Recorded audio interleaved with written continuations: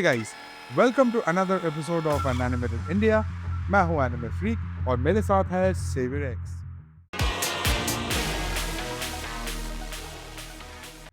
तो चलिए शुरू करते हैं आज का एपिसोड। लेकिन एपिसोड स्टार्ट करने से पहले एक बात सच में बताना, ये नारुतो, जुजुत्सु काइसेन और डीमन स्लेयर के बाद आपका एनिमे का लिस्ट बफर करने लगता है, राइट? फिर यही लोग बोलते हैं कि एनिमे में कुछ देखने लायक बचा ही नहीं है। अरे देखने लायक है अगर सही जगह ढूंढ दोगे। तुम लोग बस एल्गोरिदम और ट्रेंड्स के शिकार हो गए हो।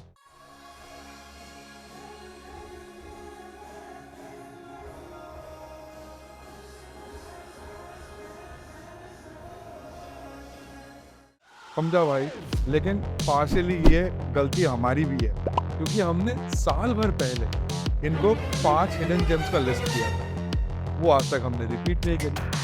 तो आज आपके लिए हम लोग लाए हैं 5 और हिडन जेम्स जो एल्गोरिदम से आगे बढ़ के इंसान के लिए बने। Welcome to the part 2 of hidden anime gems. तो शुरू करते हैं हमारे पहले नाम से, विच इज लॉब होराइजन।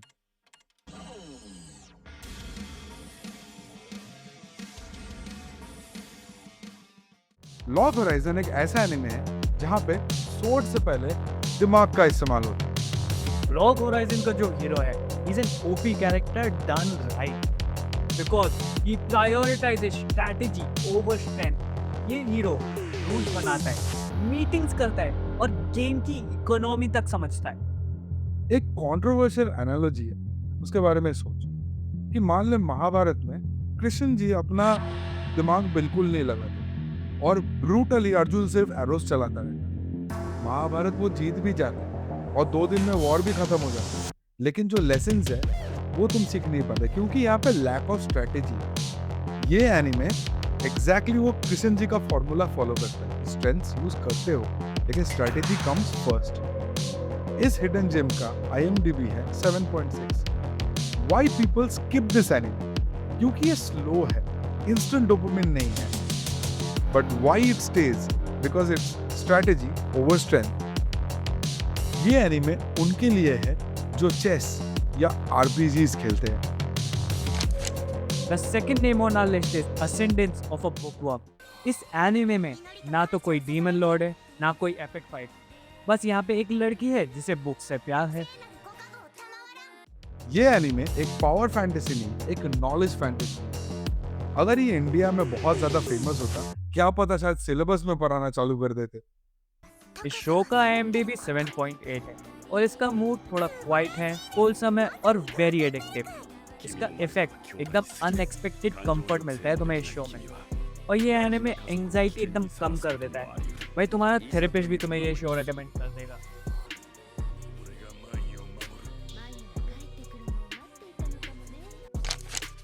अगला नाम ऑन आवर लिस्ट इज शोआ गेनरोकु राकुगो शिंजू। पहले एक वार्निंग, इस एनिमे में कोई फाइट सीक्वेंसेस नहीं है। अगर है तो है जेलेसी, रिग्रेट्स और इमोशनल डैमेज। ये एनिमे देख के लगता है किसी ने आपका फ्यूचर ऑलरेडी लिख दिया हो। ये बॉलीवुड नहीं, ये पैरेलल सिनेमा है। यहाँ पे अवार्ड तो जीत लेते हो लेकिन क्राउड नहीं। इस एनिमे को 8.3 के IMDb मिल रखी और इसका audience are generally grown ups, broken people and artists. ये मेरी तरफ से एक 100% रेकमेंडेड एनिमे है। It's a must watch. The fourth hidden gem on our list is Ping Pong the Animation. ये एनिमे बेवकूफ लोग स्किप कर देते हैं क्योंकि उनको लगता है इसकी एनिमेशन बकवास है। भाई तुम्हें आर्ट की अकल भी है? टेंशन मतलब भाई, ये सेम लोग लाइफ में भी दूसरे लोगों को उसके फेस वैल्यू पे ही रिजेक्ट करते हैं। यहाँ पे जो पिंग पोंग बॉल है वो टेबल पे कम, ईगो पे ज्यादा बाउंस कर देती है।